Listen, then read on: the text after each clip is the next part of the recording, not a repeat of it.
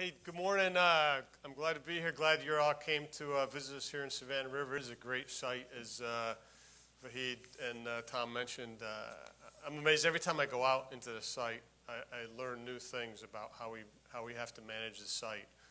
I had no idea when they asked me to come down to this job that I'd be in charge of feral hogs, turkey hunts. The hunt we do for deer, and that they use dogs in South Carolina to hunt the deer. That was all new to me. You know, up in New York State, if you aren't hunting deer and you saw a dog chasing a deer, you shot the dog first. A little different operation down here. So it's been fascinating. Hey, the work that you folks do is critical to what we're doing, because I'm going to go over some notes from Ann White and Mark Gilbertson about big picture kind of stuff that EM's trying to do here. But I would tell you the first thing I would always go over is everything we're trying to do starts with safety. All right, that's the overriding concern. We operate from a philosophy of prove that what we're going to do is safe. Not prove that something's unsafe, but prove that it's safe. And that's a little different mindset. The nuance there that you have to that frankly I had to understand better as I came here. But I think submarine force, background, obviously we took risks, but we take risks within defined boundaries, right? So we'll operate the ship within a submerged operating envelope, which ensures that we don't surface the ship accidentally and we don't take it too deep. And so there's speed limitations depending on what depth you're at, So you operate, you can take all the risks you want inside those boundaries, but don't do anything that's going to exit those boundaries. And so as we operate our facilities, we also have boundaries. We do take risk, but we only take risk up to the pre-established limits that we've set, right? So for an operating facility, when we do our documented safety analysis, it's all based on, hey, what's the maximum exposure to an individual off-site? And we have a limit that we got to make sure, we got to prove that we stay within that limit. In a recent example of this, prove that it's safe versus proving unsafe kind of stuff, we had a technical issue with our salt waste processing facility with some electronic cards that control remotely operated valves. Got about 1,000 of these valves in there, and a little under 500 of them were operated using one particular electronic card. And we had some spurious faults as we were doing testing in these cards. Not a huge percentage, in the single-digit percentages, but after extensive troubleshooting, we could not figure out exactly what was the cause of this particular model of card causing these spurious errors. And so what do you do at that point? Are you going to start up a plant not knowing, hey, is this card going to work today or not? Reposition a valve once I have hazardous material and radioactive material in here, and maybe the fluid goes in the wrong direction. But we couldn't prove it was unsafe. We knew which cards had failed. We replaced those cards. Those valves were operating again, but we had to replace them with different model cards. On the other hand, out of 1,000 valves, half of the cards were different models, and they'd never had an error. And so we had to bite the bullet and say, we got to replace these 460 cards that have these spurious errors because we can't prove they're safe. We're going to use the ones that we've proved are safe. All right? And some people question, hey, why are you doing that? Why are you letting the contractor do this? Why are you paying the contractor to do that? Well, the contractor didn't have broken valves, right? We made the decision based on safety to take the proven safe route. And so that's what we're relying on you guys to help us do. Prove that what we're doing is safe. Because I live here. This is my hometown now. I'm not planning on leaving anytime soon. My younger daughter, who's a senior in college, we indicated her, we said, maybe someday you live somewhere else and you're having kids. She's visited the house down here. Compared to all the other places we've lived in the past, and she says, no, you're not going to do that. You're never going to sell that house down there. I want it after you leave. So we're here for the long term. This is my hometown, and we're not going to do stuff that's not safe. And I think that's the responsibility of the site managers when it comes down to it. Because there's a lot of pressure from headquarters, you know, you're going to hear a lot of talk about let's accelerate things, let's use risk-based approaches, you know, and so we get a push from headquarters to, hey, how are we going to do this faster? Our contractors, naturally, they want to earn fee, they want to please the customer, they want to get things done fast, and I think it's my job to say yes or no as to whether or not it's safe. Somebody's got to take the responsibility for that. And everybody does. I don't want to indicate that anybody's trying to tell us to do stuff that's unsafe, but somewhere down the line, if we got to push back, that's my job to make sure we do things safe. So that's our we got to prove it's safe, whatever we're going to do. That said, Ann White's brought to the table that she really wants to reinvigorate a completion mindset. Let's get some stuff done, get some stuff finished, get it in a safe final form that's going to last us for whatever we decide that duration is, to last us out into the future, to make things safe and done. So what she wants to do here, and I think it's a great idea, is do our contracting with the end in mind. Know what the final condition is we want things to be in, and incentivize the contractor to get to that final state in as efficient and safe, environmentally compliant, regulatory compliant manner as we can do. But we got to be cost effective, and so that takes some effort, some thinking on our part on how we're going to do that. And so as we go into, there's a lot of contracts to be let in EM over the next few years, and she's got her head of contracting authority working on how we're going to incentivize those contracts to get to an end state as near as feasible. Of course, there are a couple things we can't get around. We can't get around the laws of physics, right? So we got a salt waste processing facility here it's only got so many pumps and valves and pipes so big, and the solvent can only extract so much at a rate. So we'll be restricted in how fast that thing can go, but that new facility is going to be a lot faster than we've done things in the past, and still get us to that safe condition. So that'll be a big improvement. Any other thing, of course, is appropriations. Those are always limiting. So, but to that end, what EM's doing is developing a enterprise-wide strategic plan, and that's going to be based on site-specific 10-year plans that we're all engaged in putting together right now. And I know ours is on my desk for review right now. And it's part a real planning exercise and part of thought exercise. One of the elements of it is, hey, if we are unconstrained except by the laws of physics, what could you actually get done in the next 10 years to be finally complete? And so we're taking a look at that, and that'll help us say, we wouldn't be able to do everything, right? Because in reality, the one constraint that we didn't put into that thought process is appropriations. There'll obviously be some limit on appropriations.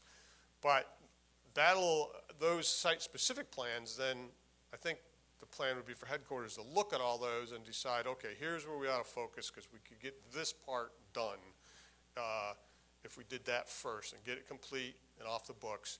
Because if you don't get things off the books, get them completely done, get old buildings torn down, we end up maintaining things for a long time, putting a lot of hotel load on making sure they're safe from fire and security and everything, and yet the facilities aren't producing anything. And so that makes the operation expensive. We get funded to operate the H Canyon here, our processing facility for nuclear materials, but we don't get funded really to operate the thing at full speed. So the vast majority of the funding that goes into H Canyon is just to maintain the place safe, just to min safe. And then we get a little bit more to actually process material. And so nothing unsafe about that. We keep the facility up. There's a law in Congress, a U.S. code that requires us to maintain it in a high state of readiness. And so we do that. But there might be other things we could do if we were unconstrained in how we operated, be able to take care of some more material.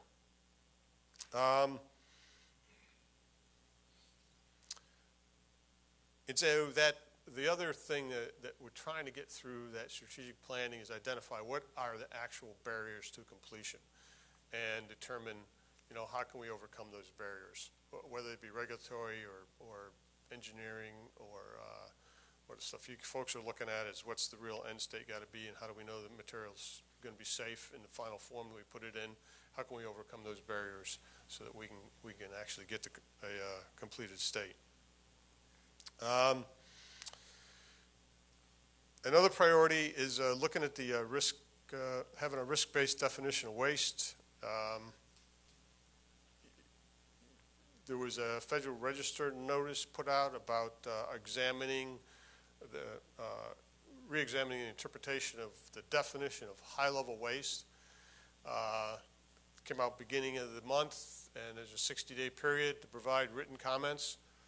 And you can ask me anything you want about that Federal Register notice, and I will refer you back to it and tell you to submit your comments in writing based on the advice of our lawyers in that area. So feel free to ask, but you may already know the answer I'm going to give you on that one.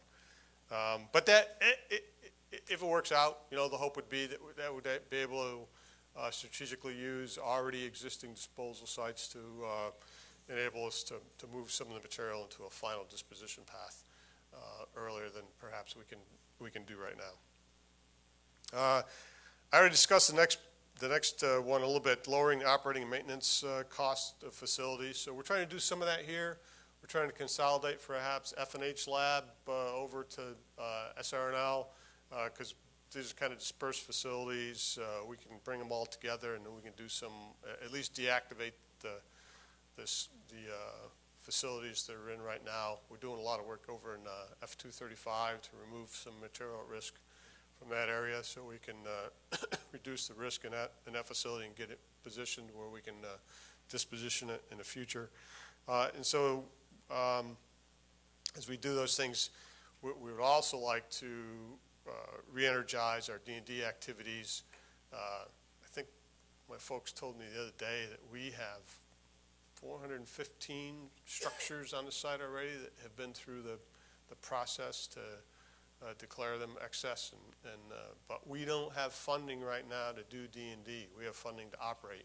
We have funding for the liquid waste program, and so that's where we put our efforts. So, and as Tom said, that's the single biggest environmental risk here in South Carolina. Hurricane Florence gave us a little relief from that for a couple days when she blew through. But as soon as she was gone, we became the #1 risk again. So,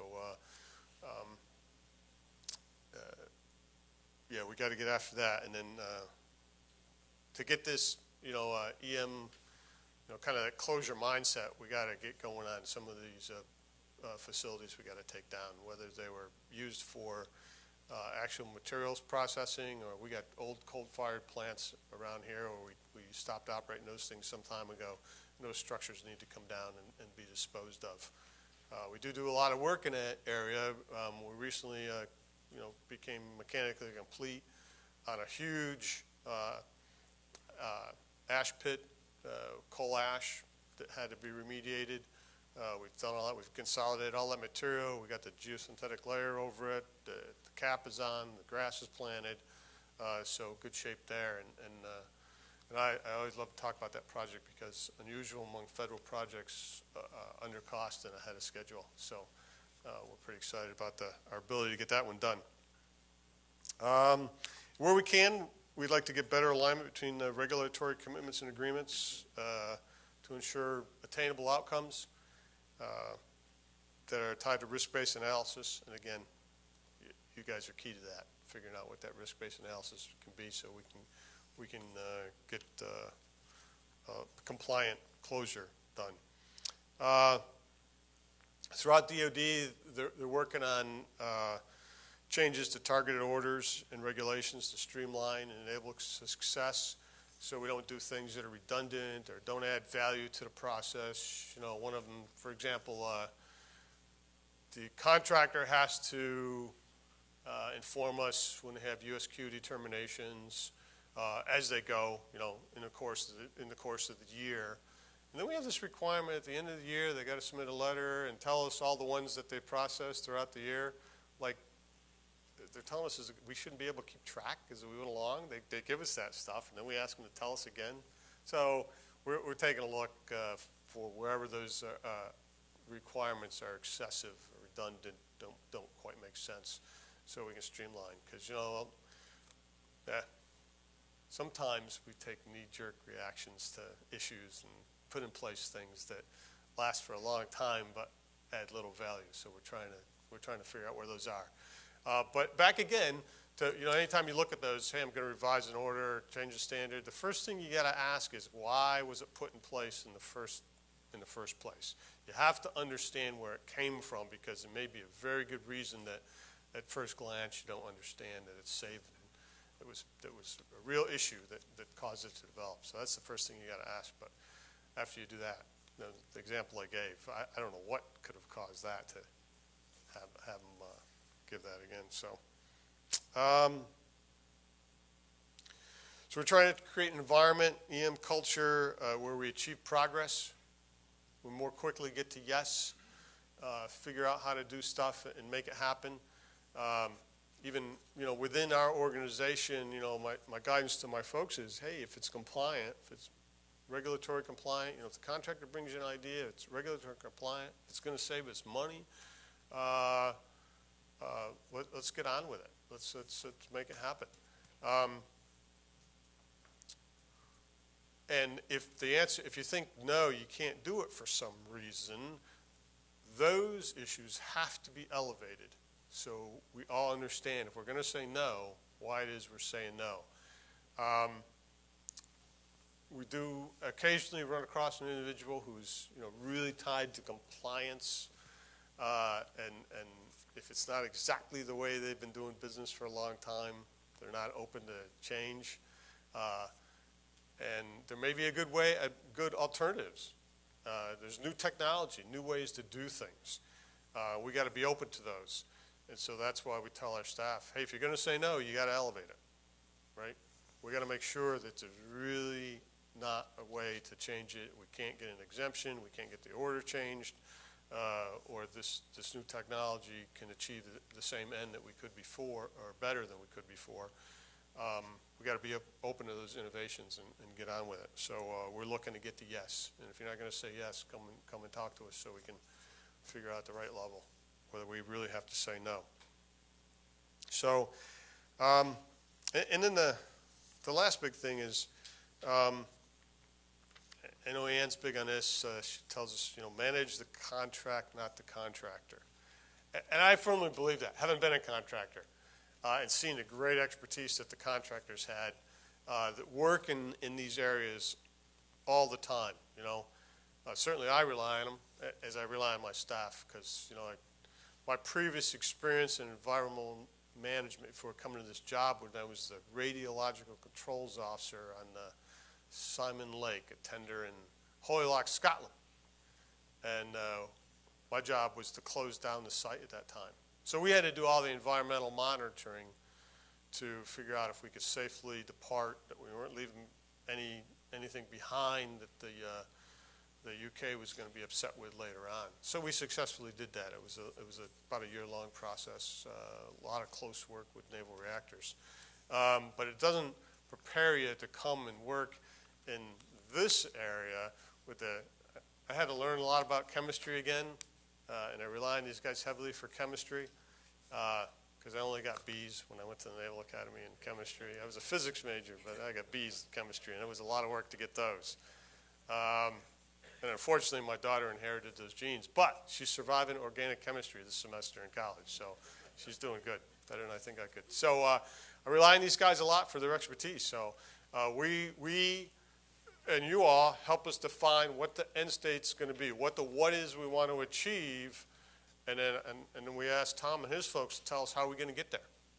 Then our job is not to tell them, day to day how to operate, but to check, the compliance where we have to, check the regulatory compliance, and check that we're doing things safely and meeting the end state, not every little step along the way. And so that's our focus is making sure we write a contract that makes sense, that's got an end state in mind, and that we are in conformance with the regulatory environment so that we can achieve those ends in as efficient way as possible. And whether it's Tom's group or SRS or Parsons that's here, they all bring us great ideas on how to accelerate the process and make things happen. I think one of the great things we talked about the other day, and I don't know exactly who came up with this concept, but you know, we built this salt waste processing facility. Cost us about $2 billion to build it, right? And then Tom's folks pioneered the next generation solvent process, right? And so we're going to take that over to the salt waste processing facility, which was designed to process about 9 million gallons a year. $2 billion project. We invested an extra $20 million to bring in the next generation solvent, and the thing's going to operate at 150% capacity of what it was designed for because of that. What a great investment that is to accelerate the process there. Meet all our requirements, actually meet them, I think, even better. I mean, the process is even better to get the activity of the material we put in the saltstone facility even lower. So that's what I had, unless you have any questions that I can defer to Vahid.